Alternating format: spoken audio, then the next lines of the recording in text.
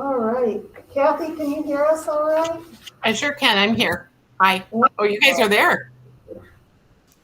Say what? I said, oh, you're there. Yep. Okay. So, okay, we're going to go ahead and get started. I'll call the curriculum committee meeting for, what day is today? October 21st, 2021 to order. And we are kicking tonight off with an update from Lee. Thank you very much. Yeah. And thank you to the committee and the Student Learning Office for inviting me to just share some new data with you. I know I visited you, I think it was in the springtime, and kind of gave you an overview of some of these programs. And I know one of the milestone success for the district is to really increase the number of rigorous coursework that our kids are doing. We've seen some data from ACT, for example, too, that would also, the data basically tells us that the more difficult core classes kids take, the better they do. And so we just think that it's a great correlation. I did prepare just a slideshow presentation. I know you have, and I'll just kind of walk through it. And then anytime you have questions or anything, just feel free to interrupt. It's really, dialogue is fine and questions are great. Just a reminder that when we think about why we do what we do, we're trying to get our kids ready for leaving high school, college, and career. And we also talk about being community ready. And the way we want to do that is to help support them become effective communicators, creative problem solvers, and engaged community members. Those are like our three pillars of our vision for making sure those kids who, no matter what they want to do, they're ready for it. So I thought I would just share with you a little bit about our academic career planning process.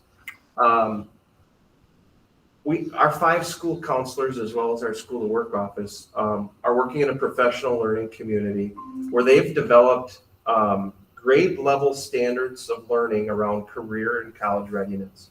And so through our home rooms, we deliver this curriculum with our homeroom advisors with our kids every Monday. So they have lessons. It's attached to Zello, a state program, which allows them to explore. The slide that I have on here is really this process. This is a cyclical process, but it's getting to know who I am and what I'm interested in.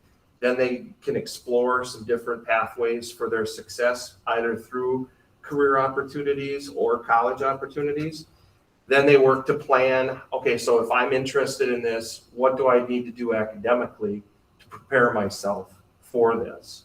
Or what type of experiences can I take advantage of, perhaps in our YA program or our school of work program, that gets them thinking about their careers. And then finally we say, go, try it out, do it. And if they try it, and sometimes, for example, some of the best conversations I've had with kids from the YA program aren't necessarily the kids who say, gosh, yeah, I really am interested in doing this for a career. More like, hey, I tried this, I got some experience, but what I learned about myself here is this. And I now want to go in this direction. So it's really just meant to, each grade level sort of ramps up. Obviously, we start a lot heavy in the freshman year with interests and things, and then they begin to plan out what that looks like in terms of the pathways to their success in courses. So I did just bring some statistics for you here that really relate pretty closely with the milestone of success that I mentioned earlier. The first is out of our school of work office, highlighting a couple different things. First of all, our youth apprenticeship enrollment from 2018 to current has increased from 58 to 72. Even in a pandemic year, we had 70 kids in the program. As you can see, the increase from 58 to 70 in terms of hours, that was part of the pandemic. So the hours that you're looking at, youth apprenticeship hours worked, that's how many hours those 72 kids worked. So this last year, we saw a pretty strong increase in the number of hours. And we just remind, like, our students are making pretty good wages for students in these positions. They're getting help and support as they go through this journey with a mentor of some sort that's working at their level in these businesses. And the businesses are obviously thrilled with the opportunity to get some students that, who knows, may eventually become an employee. Do you know how many sites we have? Have our sites increased? I guess. It does pretty much every year. Okay. The opportunities abound in multiple sectors. So whether you're interested in maintenance, custodial work, or engineering, there's like different pathways for you. Financial, insurance. Are they required to offer pay Yes. for youth apprentice? Yes. Oh, they are? Yeah. Okay. Yep. And they have to do so many, they work so many hours, they're required in their time. Sometimes they're a year and sometimes they're a 2-year thing, Okay. depending, what year in school they are and that they're moving forward. And then it's really cool because we help facilitate the conversations with kids who are passionate about doing a job and the people who are going to do the hiring. So they're kind of in a pool with all of Manitowoc County, Mhm. and the employers, will have kids that they might interview from the county schools, and then they'll hire but offer the job to the ones that they think will be the best fit for their company. I was talking to one of our students who's at a construction company, and just to illustrate this, she was doing the office, learning QuickBooks and stuff like that, and she's like, I hate this. And so she just moved into the field this week, and it's only 2 days, but she's enjoying it, a lot. More than the other. Yeah, which is, that's what it's all about. That is so what it's all about. It's exciting. Yes. I just want to say the tech team has 3 students every year that work as part of the Y program as well. Within our MTS. district? Oh, very So- nice, okay. We try to keep a balance between juniors and seniors. So the juniors have a certain experience, seniors do a little more programming, safety, and security. So we try to keep those rotating through. And we've kept 3 for the last 4 years, I think. The other major increase in engagement that we've seen out of our School to Work office is this program we call School to Work. The way I like to explain it is, it's basically a student, junior or senior, has a job in our community, maybe doesn't want to commit to the number of hours for YA or be involved in that program, still have an opportunity to take a course for credit in our school, which basically, we ride along with the kid in their job, right? So I look at this as a major support network for our kids who are learning employability skills as they go, where we have standards of skills that we're helping them hopefully learn and get better at, and holding them accountable. They have to turn in things, they have to calculate their payroll things, they have to be on the stick with all that. And one piece of data that I would love to know, and I don't know how we collect this, but I'm wondering about even turnover from kids in a job, school to work versus non-school to work, because that support that we have, where we require them to kind of go along with this process, and if there's an issue with the student, they'll call the teacher. It's pretty powerful, that partnership, in what it can do to help, I think, our kids learn that responsibility, dedication, and things that they need to be good employees in our community. Can they secure that employment for that part? So we have a jobs board that has a ton of jobs on it. We don't necessarily get them the job, but we plug them into, if they have the job, we plug them into the course. Okay. Yep.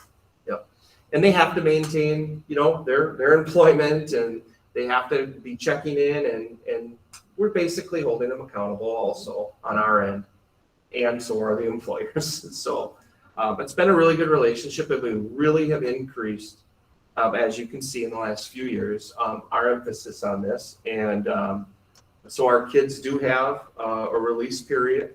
We always make it for the School to Work program, we make it at the end of the day, so they're not missing multiple hours of school, and so that they are released for that work time.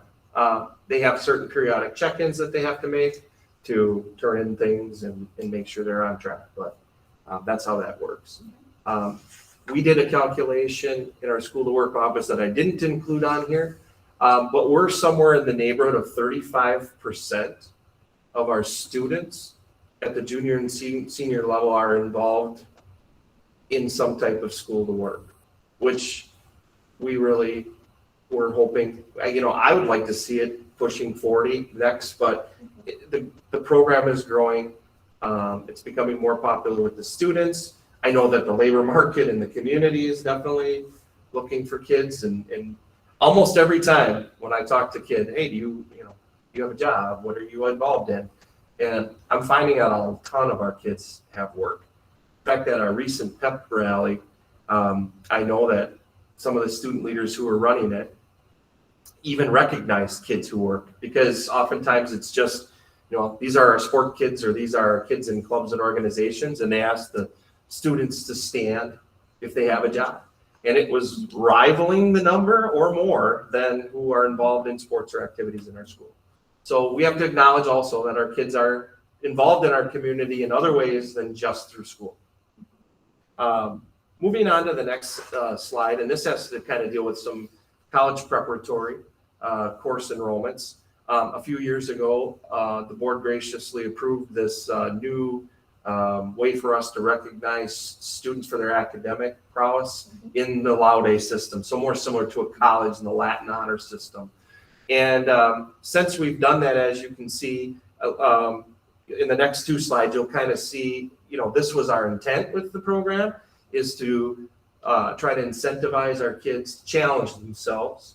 And you're going to see in these data points that, they're pointed in a positive direction. We look at a couple different things with this. We have each of our courses are outlined in our course of study bulletin as being, whether they're for Laude or points or not. And in this particular case, we're just showing you the advanced placement course enrollments, which for this school year at 368. Now that doesn't mean that all 368 of those students are going to take an AP exam or earn the college credit.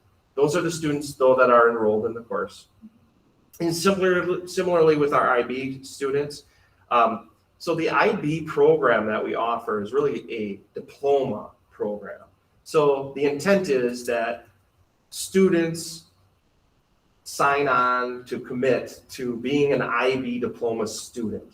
And that pretty much, they are doing all IB for their junior and senior year. They take IB courses, they take IB assessments, and in the end, they're looking to earn this diploma, which will eventually equate into some college credits for them.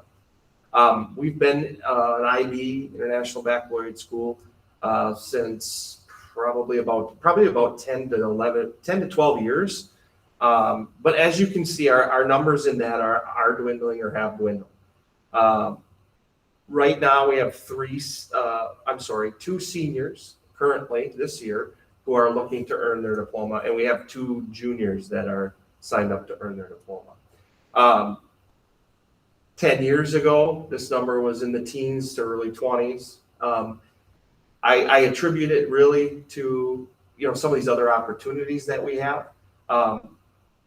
As I told the story many times to our parents and to our staff, I grew up in rural Michigan, where my opportunities in high school were to take the same classes with the 22 kids who were in my class every day, and kind of like elementary school, I just kind of went through school that way. So when I moved here to teach, I was just like, wow, this is what a really, no offense to Big Baby Knock in Cooks, Michigan, if this is recorded anywhere, but I was super proud of what we had to offer kids. And I think what we are trying to do is continue to offer those pathways for kids to have an opportunity to be ready for what's next, as I mentioned before. And with that, some kids want to get a head start on college credits. They want to be challenging themselves academically and in their level of involvement, and sometimes with the YA career stuff. So we try to work with every kid to develop the plan that's best for them to get where they want to be.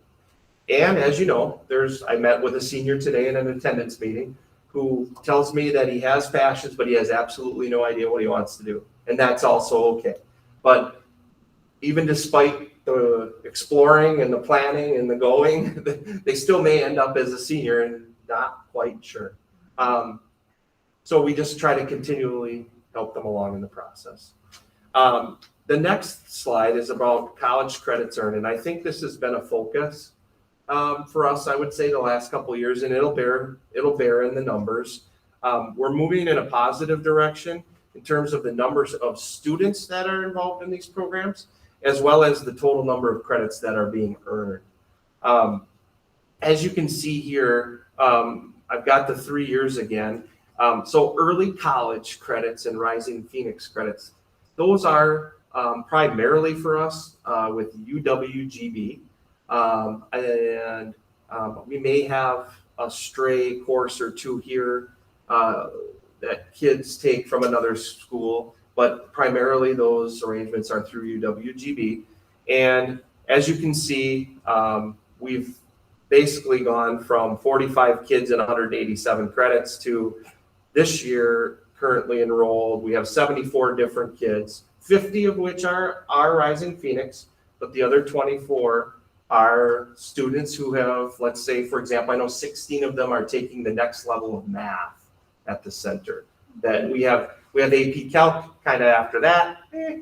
So they are able to go on to the next level for themselves to get them ready to, many of them are going to, Madison or somewhere where they need to have that extra step in the books before they go is really helpful for them. And so they're included in these numbers too.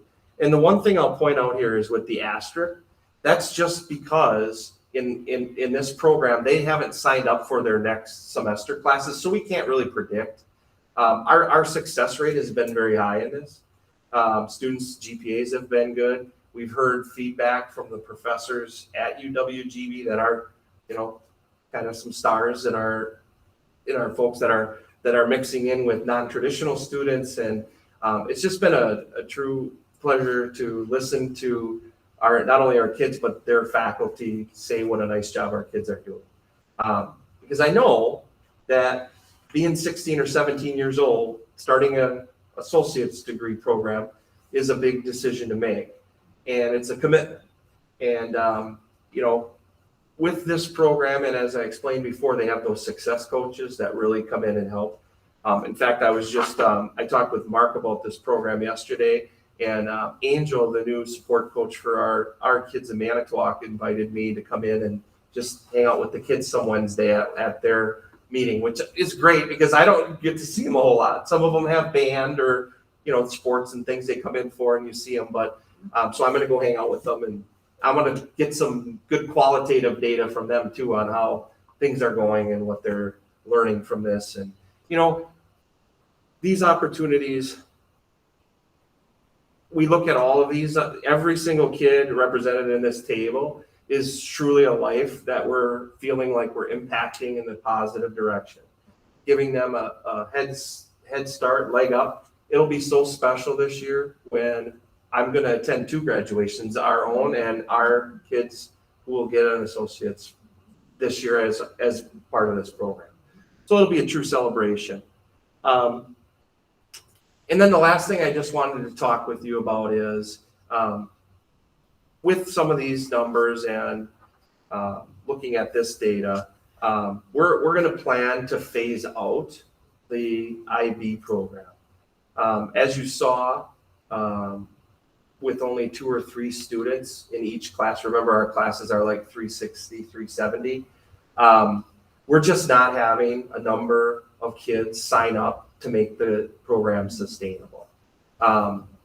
So there's a lot of things to consider whenever you're ending something. So I just want to try to assure you that we've been thinking about what to do as a result of not having this opportunity, and where might our kids continue to have the same type of opportunities, but maybe just not called IB. So with this, we want everyone to know that the juniors, the 2 junior students who have committed to this program, we will see through it. We will get them through it. We'll staff the classes that we need to staff and make sure that they have the opportunity, because we feel like we've told them that this is here for you and they've signed up for it. And that's when they make the decision to do this. Similar to when they would make a decision to do Rising Phoenix, it would be sort of that springtime of their sophomore year. So we're looking at this going through next year. We'll have the same offerings we had this year and allow students to still select standalone classes, because as long as we have the program, they can still do that and potentially earn credit if they are successful on their assessments. But following that, we will discontinue offering the diploma program. So for those two kids, as an example, who are in this program, we have 3.8 of our FTE at our school is assigned to teaching IB courses. One of the sustainability pieces that I just want to share with you is that we're staffed at our school using a formula. So basically every year, Joyce and Mark let me know what our projected enrollment is going to be. And then there's a formula for how many sections of classes that we can offer at Lincoln. So what we do then is we take all of the students who've said, I want this, I want this, I want this, look at all the numbers, and then we have to piece together a staffing proposal that incorporates all of those things. One of the things we found with IB is that we've been staffing it on average of 14-1, when the formula that we're using is closer to 26.5 or 27-1. So it's made it difficult with some class sizes to, if you're running at 14-1 and you're supposed to be running at 27, it means that there's got to be given other areas. The other piece of it is that relatively cheap credits that we're obtaining as a learning community for our kids, like we're talking like $125 a credit, as opposed to the very expensive nature of this program. There's just more efficient ways for them to get college credits for them and for us. This also has an operating budget annually of $28,000, which includes a fee of close to $11,000 that we have to pay them to call ourselves international back. So for all those reasons, it's never, it's always questioned when you're taking something away.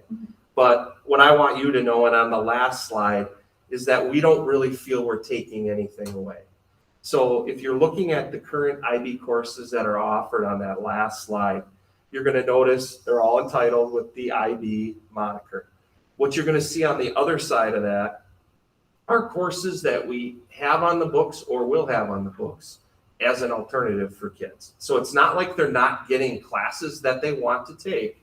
It's just a matter that they're not going to be called IB. So for most of our IB current offerings, we have upper level courses within those same departments, which even, by the way, are sometimes taught by the same people who are teaching this, that the students will be able to take. Just as a couple of examples, we've run our AP and IB physics classes together for several years now. We've run our AP and IB world languages courses together. In fact, the one that we have an agreement with UWGB on is our upper level language courses in both French and Spanish. And those are the numbers are fine, but they opt to pay that reduced rates to get their credit through UWGB, as opposed to a lot of times taking the high risk tests where they may not get credit for them. So I just wanted you to be aware that we're planning on doing that, and also share with you that in this process, we have a lot of options for kids to earn those college credits without the IB program, in a more cost efficient and effective way for kids. And they're just frankly not signing up to do it anymore. The other thing that I thought was interesting is, out of that 3.8 FTE that I said for this year we have in IB at the 14-1, if we would have used the same decision-making framework that we use for any other course, whether it runs or not, we would have not run 1.6 of those classes because they were too low of enrollment. But because we have commitments, we have to, but that all costs. So those are the real main reasons why we're gonna end the program after this next year. Other questions for Lee? Yeah, Lee, I have a question. When you go back to the college credits earned, Yes, you have the early college credits Rising Phoenix and then the college here and now. Are a lot of those students who are enrolled in both of those areas, or are they just, in one or the other? Just curious. yeah, that's a great question. Actually, those are all separate. So our Rising Phoenix and early college kids are doing that through UWGB. Most of our transcripted credits that we give are done through LTC, and so is our College Here and Now program. I'll just mention that this College Here and Now program that we just started with them in the area of IT is a real driving force behind these numbers and their rapid increase. As we have, I believe it shows you 215 students who are currently rostered in our transcripted credit courses. What it basically means with a transcripted credit course with LTC is that our students, by successfully completing these courses with a certain grade level, will have transcripted credit at that college, but transcripted credits are also able to be transferred, which is a huge advantage because it doesn't necessarily tell our kids that they have to go to LTC or UWG or anywhere else. But they make it on their transcript, which it secures it for them, and it's a really great program. Yeah. I did an attendance conference today with a kid who's he's got some work to do, let's just say, but his folks said his favorite class is web design, and they didn't know that, he's getting transcript. And guess what? He could sign up for the next level of that for next year and continue to work. And when he gets done as a sophomore now, he'll be well on his way if that's a true passion for him. And when you're talking about trying to engage kids who may not be connecting their future, as we can easily do in hindsight, they don't have that ability yet. So to be able to entice them and get them passionate about something that they can see themselves in, knowing that my success in school will be the driver for this, it can be a huge, huge turnaround in things like attendance and the rest of their grades because they find something that they're passionate about. And you're right, those go on their transcript and then they, we have agreements with Lakeland. Yeah.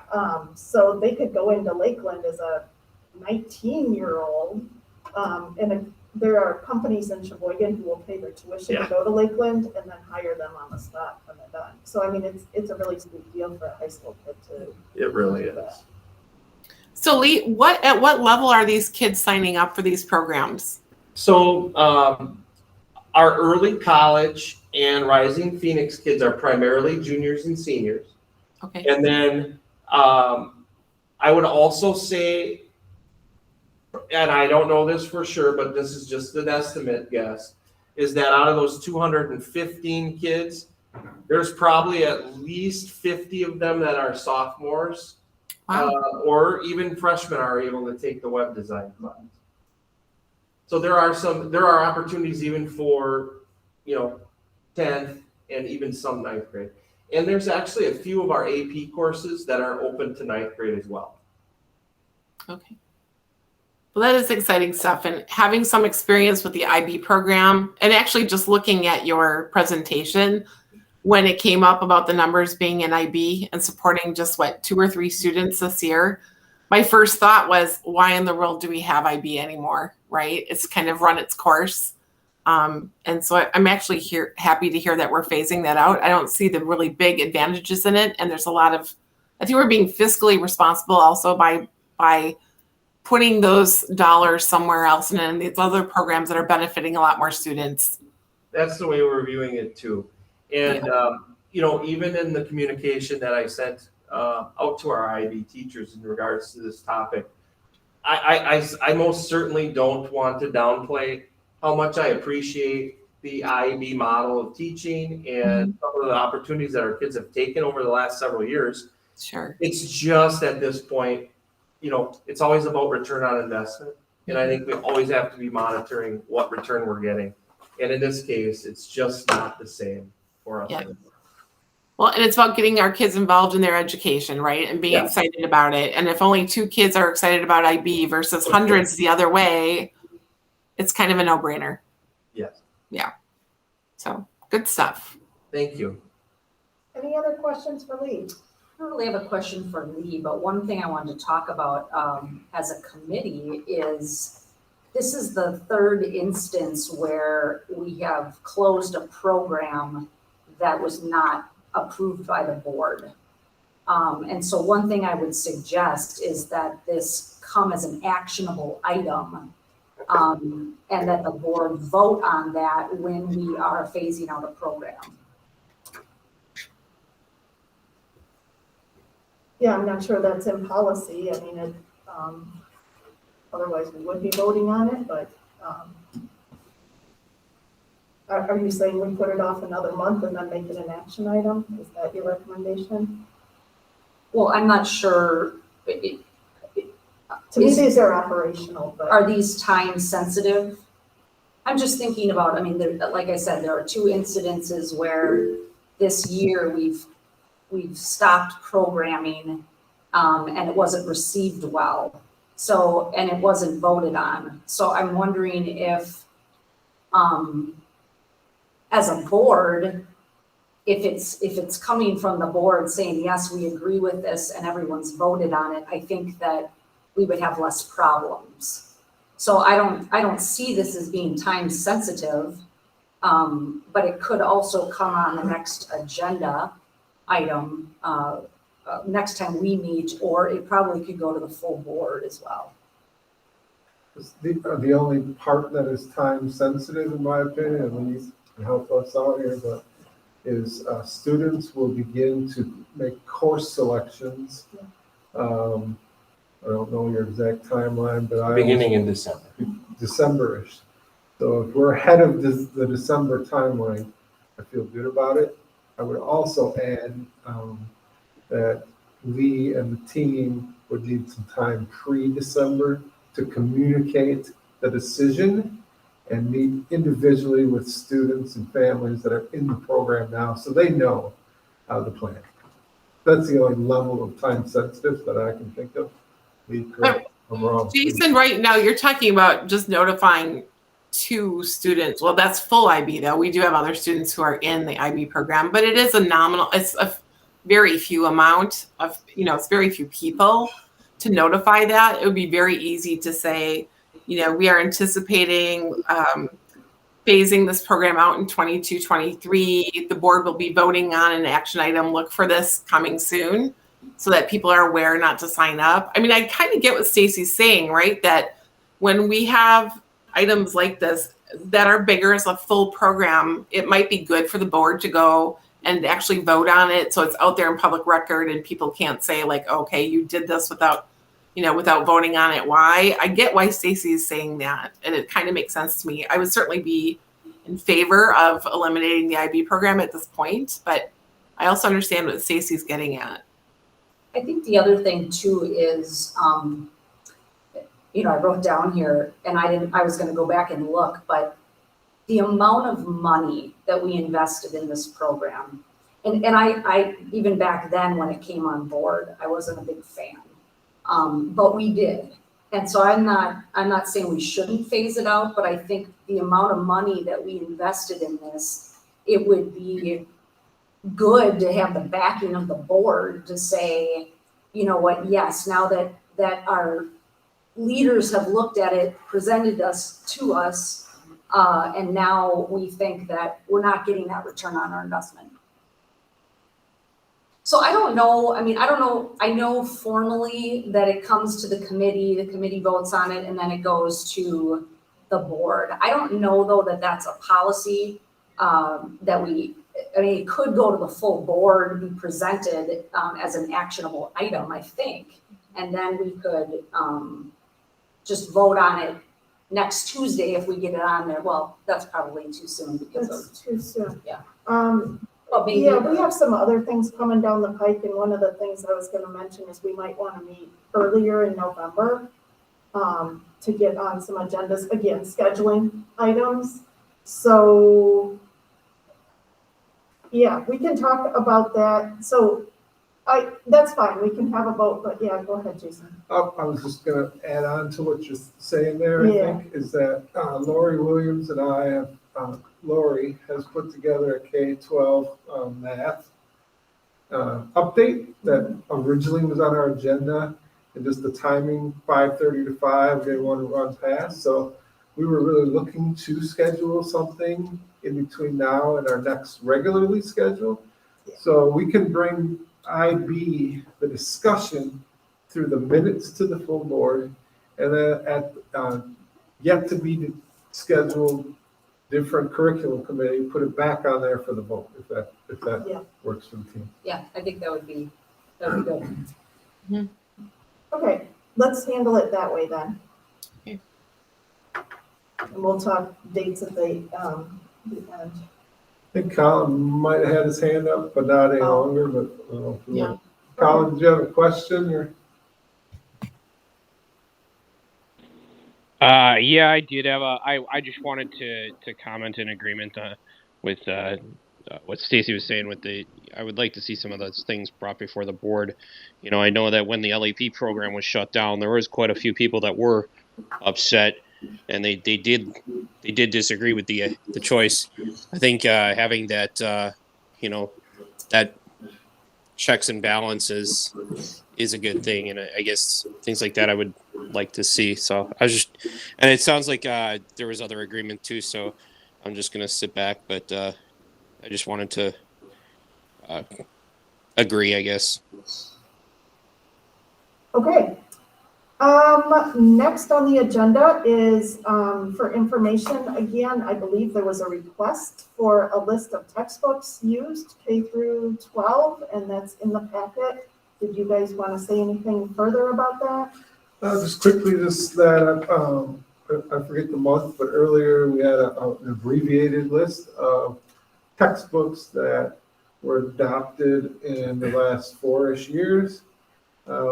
The team of Student Learning Office worked with our teacher leaders and building leaders to develop a more comprehensive list. This is reflective of that work. And that's period, I guess. So thank you. All right. Would you say that this is this all of them? I know we had emailed back and forth about the core ones, and then a lot of teachers are using supplemental. Yeah, when we put the message out to, it was predominantly our teacher leaders to help us. We asked for textbooks. Okay, So I'm pretty confident this is rather comprehensive. okay, It is not reflective of the books that we use in our district. And an example is, pretty confident we use pre-calculus in math. That's a textbook, okay, right? We have classroom libraries in many of our classrooms, especially elementary and middle school, where there's an array of books that students can choose from around that line up with units or genres. That is not listed. That would be an extensive list. okay. Thousands, hundreds of thousands of titles, really. So that is not reflected. Could there be a missed textbook? Yeah, right. But this, I'm pretty confident this is pretty comprehensive. And again, a reminder that each one of these, the struggle was that initial list was easy to gather and share, because those are the textbooks that Pam, Lori, Jen Schultz, our literacy, and Jason were part of adopting. There was no list of the other ones. So this, our teachers helped with that. So, and that went through, all of these went through the board process to be adopted at some point in our history. So when a new textbook is selected, how does that process, does that go to the board by recommendation? So I think our Bridges resource with Right. textbook is a perfect example. We really think of an adoption of a resource, a textbook, in multi-year process, okay? So the years are kind of hazy right now, right? But several years ago, the adoption of Bridges started with looking at math standards Mhm. and understanding standards with a group led by Lori and teachers from every grade band at every school. We wanted to start with the standards and understanding standards. And then the next layer is to look at resources that do a great job of aligning with the standards. Because we don't want to give, we know there's no perfect resource, but the best resources that align with the standards. That team made a recommendation to select bridges. And that was 2018. And they came to the board several times and we discussed it, Right. went through it, and we were given all of the information. And along the way, in addition to the updates, there's a period of time where we make the resource, the selected resource available to members of the board and public. We hold public input sessions. We hold parent meetings along the way. There's a lot of steps. And the finalization is the curriculum committee approves the resource, full board approves the resource, and then we start the next phase is really implementation and really high levels of professional development. Now that's extensive because there's a lot more to bridges than a book, right? But the process is similar.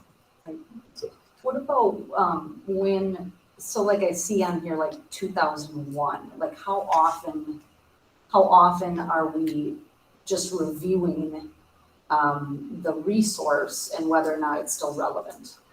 Yeah, that's a great question. And I would say, to be completely honest, we've done a lot of work in math and literacy.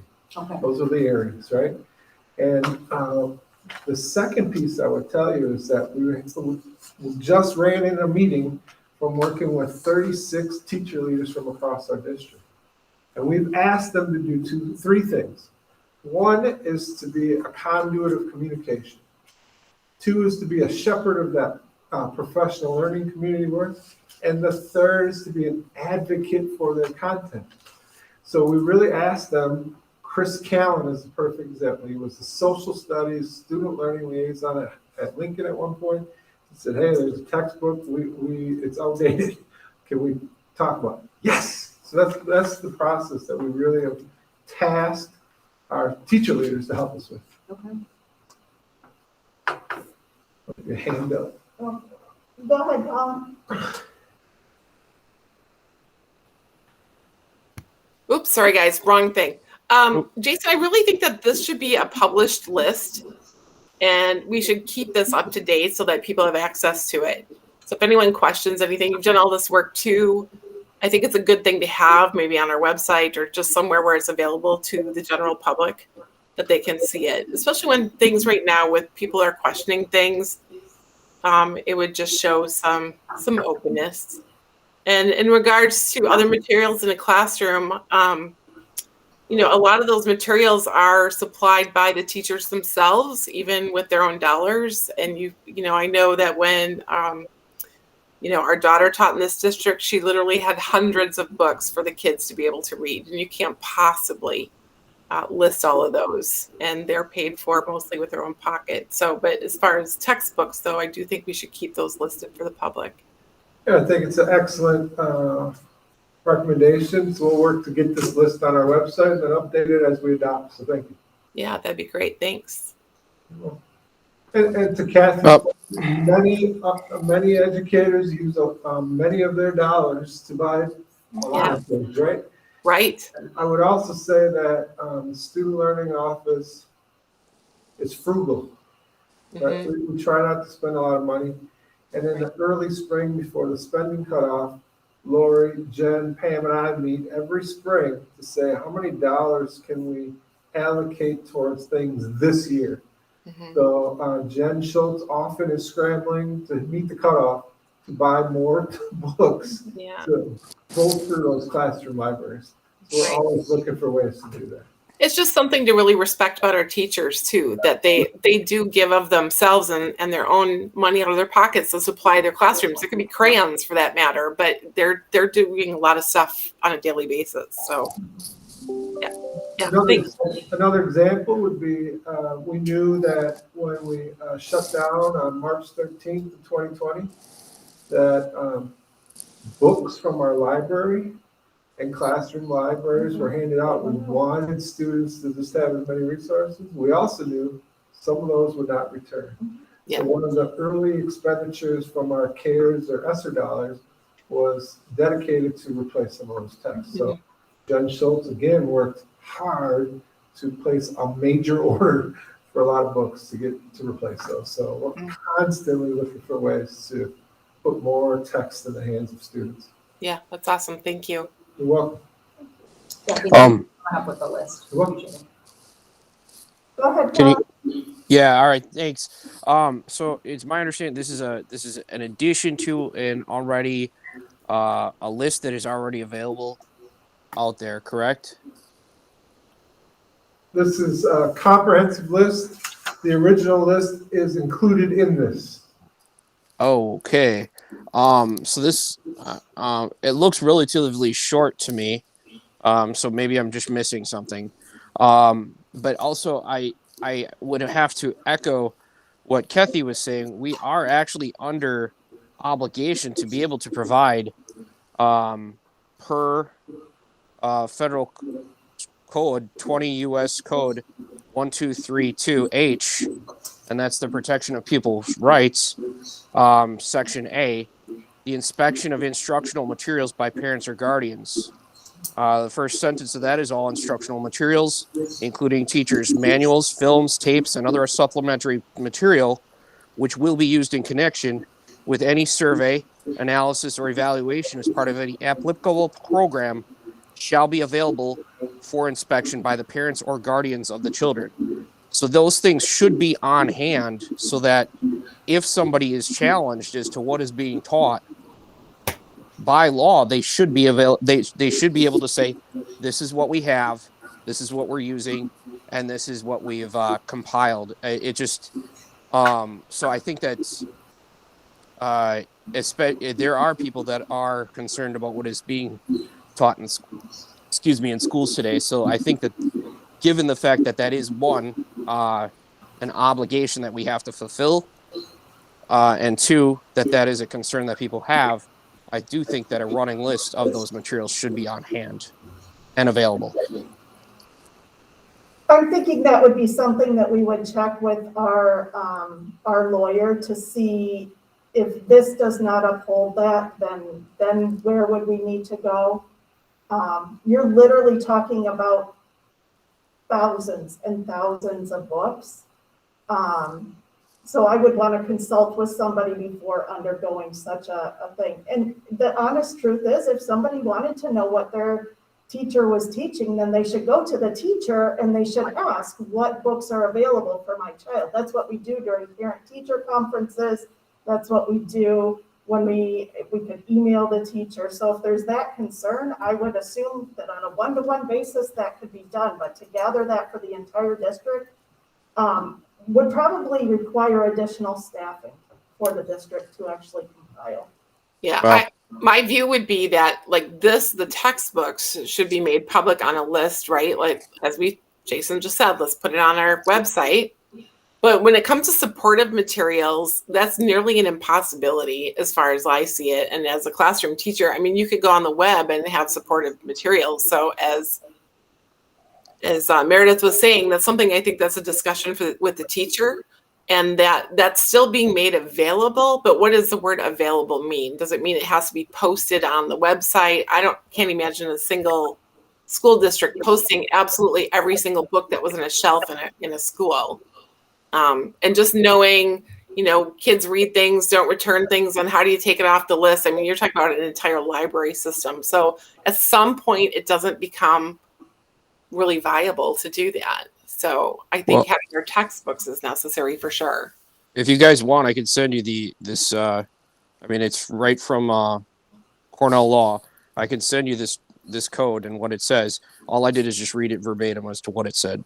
So yeah, but my question though, Colin, is the word available, being available to, doesn't mean we have to necessarily like post it on a website. I mean, what availability could mean as simply as, you talk to the teacher and say, what are we being taught, right? If they have any questions. Mm-hmm. I mean, that's really what all of our parents should be doing when they question anything, is probably going to the teacher first. that's their first line of any information, right? Oh, right. Yeah. Well, I'll agree. But I'm just saying, if there's something that has been compiled, I mean, you start off the year, you know what you're planning, just add it to the list that, submit it just the same as you would anything else, like a requisition list. Here, add this to the list. okay. I maybe we just have a disagreement in that, but I think it's just a different viewpoint of what that actually means. yeah. Yeah. Yeah. All right. Thank you. Okay, any other questions about the textbook list? No. Okey doke. Let's see here, let me flip back. All right, our learning walks, I know, there was some discussion about learning walks, and Jason or Pam, if you wanted to share some of that? Yes, thank you. I think it's fair to say that many of us, myself included, entered the school year thinking we'd be more back to normal than we are. And so our director team, our student learning office team, building leader team, have been thinking about things we can stop doing, start doing, or have someone else do.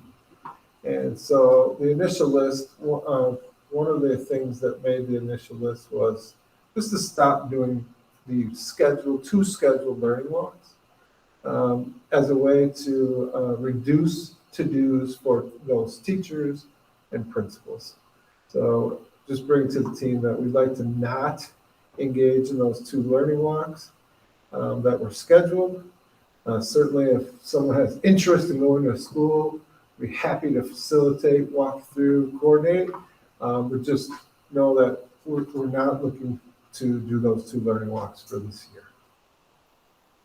Well, I'm disappointed by that, because having been able to be part of the Madison walk and journey, as you know, I feel like I learned so much by going there and participating in the classroom. It encouraged me to be able to see how our teachers react to our kids and what's going on. I just feel, having walked out of the actual classroom, re-energized me also.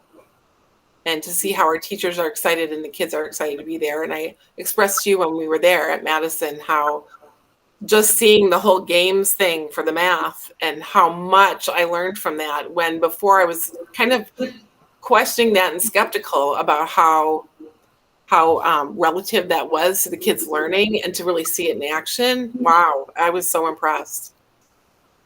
Yeah, I appreciate your insights, and I totally agree, right? That those learning walks have been powerful for not only, I think, every board member that we've engaged with, but myself as well. And I can tell you that it was not taken lightly, that decision.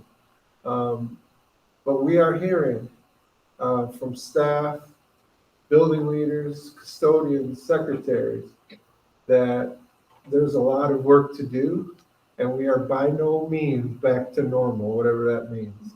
And so we're constant conversations with our leaders and teachers about the things that we can take off their plate. And this is one thing that we make the decision around. I wonder if there's some type of a compromise, because I understand it's prep work, but I also think that any principal should be able to make an elevator speech for 15 minutes about the good things that are going on, right? Absolutely. And so I think, there's probably this feeling of a higher expectation than perhaps Right. we are really expecting. Absolutely. And really, there's a lot of value in just getting to know the principal a little bit. Again, kind of hearing what's going on in the school, what are you proud of? And maybe it's not something as formalized or intimidating to make it feel like it's a lot of work. I guess I struggle because it's only an hour we're there. You know what I mean? And so I don't know. I guess I would rather lose something else than we're the conduits to the community. And given the audience we've had lately, I feel like we need to continue to be a conduit to the community and to be those eyes and ears so that folks have an understanding. Appreciate that. Could we compromise on that? Yeah, I 100% shadow Meredith. Okay, with that. so I'm actually in support of this. I think we can be creative on how we're doing this. I mean, Jason just said you can go into a school with a principal and talk to them at any time. I mean, I've done that with Lee. I called him up. I said, hey, can I come over? And he accommodated that. So the other thing is, I think we can also get creative with Zoom. That if you want to have a conversation with a teacher, or even here at if you want the 15-minute conversation with the principal, I think that can happen at this meeting here. So I think that, I mean, I'm in support of what is being requested, and I think they're not saying that they don't want us to have contact with the kids or with the principals and that that's not valuable. It's just, can we look at doing it differently? And I think that's the compromise. I'm a bit confused, Stacy, about your saying, can we talk to principals here in our meetings? Because you're the one who said you didn't want student showcases.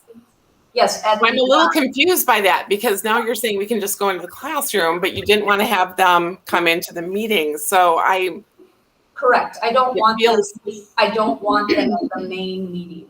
I don't mind they're a committee meeting, but I don't want them at the board meeting when we need to conduct a lot of business. So sorry if that was unclear. Go ahead, Jason. It's all right with the team. Again, I'll reiterate the fact that we want to show you the great things that are going in classrooms, right? And so if you have a desire to go to Lincoln, contact Lee, contact Pam, myself, we'll get you there, right?